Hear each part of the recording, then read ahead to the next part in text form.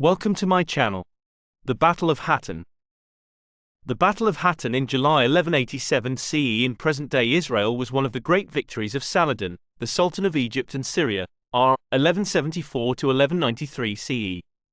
Following the complete loss of the Kingdom of Jerusalem's army and its Latin allies, Jerusalem was also taken prisoner. The Third Crusade, 1189 to 1192 CE, which was mainly ineffective, was started as a result of the loss, which resulted in the virtually complete eradication of the Crusader states in the Middle East. Prologue.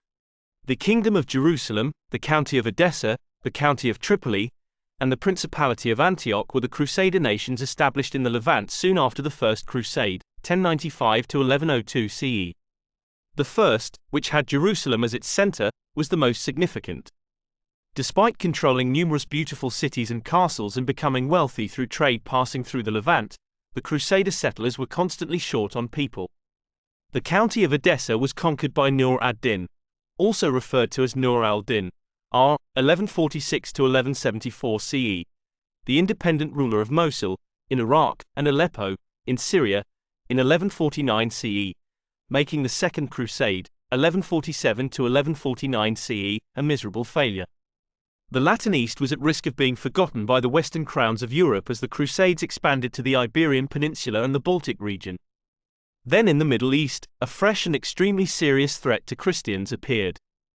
Damascus, Aleppo, and Mayafarichan were all conquered by Saladin, who established the Ayyubid dynasty in Egypt.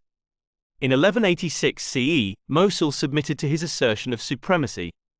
The Crusader states' little enclaves, which were fully aware of the impending storm, were all that was left of the Ayyubid dominance jigsaw puzzle at this point. Despite the offer to give the kings power over the Crusader states, pleas for assistance to King Philip II of France, r. 1180 to 1223, and King Henry II of England, r. 1154 to 1189 CE, were ignored. Meanwhile, on the 1st of May 1187 CE, Saladin's army inflicted a serious defeat on a small Latin army at the Springs of Cresson. It was a clear indication that heavily armored Western knights were far from being invincible. Commanders and armies. Saladin's army was made up of his own elite bodyguards, the Mamluks, who were trained since they were young boys and primarily of Turkish-Kurdish descent, mercenaries, often mounted archers, soldiers conscripted from the Ayyubid Empire, and even some volunteers looking for adventure and a religious conflict. Al-Afdal, Saladin's eldest son, oversaw the mustering of the army at a location south of Damascus over a period of many months. Saladin was able to deploy approximately 12,000 mercenaries and 6,000 to 12,000 conscripted soldiers at Hattin, 12,000 of whom were cavalry. The entire army was divided into 3 divisions, with Saladin personally in charge of the center. The entire army was divided into 3 divisions, with Saladin personally in charge of the center. The Latin army was led by the king of the Kingdom of Jerusalem, Guy of Lusignan, r. 1186 to 1192 CE, and numbered well over 16,000 men. The Franks, as the Crusader settlers were called by their enemy, had around 15,000 to 18,000 infantry and around 1,300 mounted knights.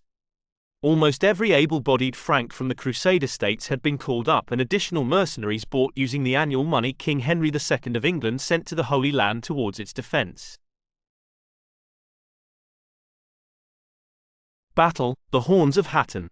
On July 3, 1187 CE, Saladin attacked the Frankish army as it moved from its base at Safori to Tiberias, which was at the time under siege by Saladin's army. It's possible that Saladin did this intentionally in an effort to induce the Franks to mobilize. The fact that Raymond of Tripoli's wife was trapped in the besieged city of Tiberias may have led to the Franks' mobilization. The Franks would have to pass across the dry hills of Galilee, which is significant. Saladin's main tactic was to persistently harry the enemy with his mounted archers before fleeing. The 12th century CE historian Imad ad-Din al-Isfahani recorded, "The arrows plunged into them, transforming their lions into hedgehogs," quoted in Phillips, 162. Eventually, the lines of the Latin army became far too stretched out with the Knight Templars at the rear facing the fiercest attacks, but at nightfall, the army managed to make camp. The Muslim army followed suit, but they had the distinct advantage of being able to bring supplies by camel from Lake Tiberias, especially water. The Franks made an attempt to advance toward the lake, which was about 10 kilometers away, on the morning of July 4. In response, Saladin had his troops start fires in the nearby bush, which only made the thirst of the Westerners worse due to the heat and smoke. Saladin's archers, who were each armed with 400 arrows, were told to unleash a withering onslaught on the opposition as the heat reached its peak at midday. The Frankish infantry dispersed as a result of the ensuing turmoil, leaving their customary defensive stance surrounding the cavalry. Because of the treacherous rivalries, mistrust, and fighting between the Latins and the Muslims, one party, led by Raymond of Tripoli, managed to escape by breaking through the Muslim encirclement.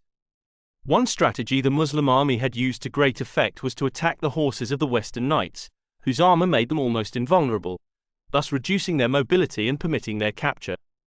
As the 13th century CE Arab historian Abu Shama states, Guy of Lusignan was captured but treated hospitably and later released, while Reynard of Châtillon, who had earlier attacked a Muslim caravan in contravention of a truce, got his comeuppance and was mercilessly butchered, the first blow coming from Saladin's own scimitar.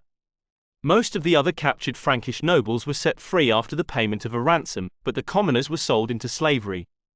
In contrast, according to the Arab historian Ibn al-Athir, d. circa 1233 CE, any captured brothers of the Knights Hospitaller and Knights Templar were executed as Saladin feared their fighting skills and devotion to the Christian cause.